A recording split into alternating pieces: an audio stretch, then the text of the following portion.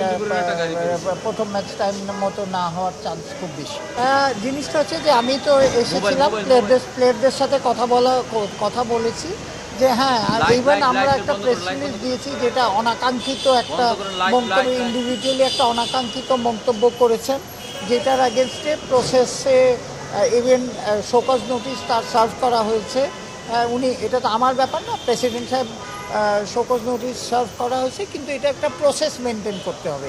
এইটাই প্লেয়ারদের আমি বোঝানোর চেষ্টা করেছি যে আমরা তো ডেফিনেটলি এটা অনাকাঙ্ক্ষিত, যেই কথাটা উনি বলেছেন এটা আমরা সাপোর্ট করি না।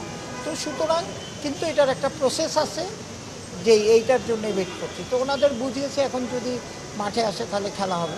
এটা প্রথম ম্যাচ টাইম মতো না হওয়ার চান্স খুব বেশি। দেখা যাক, আশাবাদীর থেকে আমাদের থেকে সর্বাত্মক চেষ্টা করা হচ্ছে।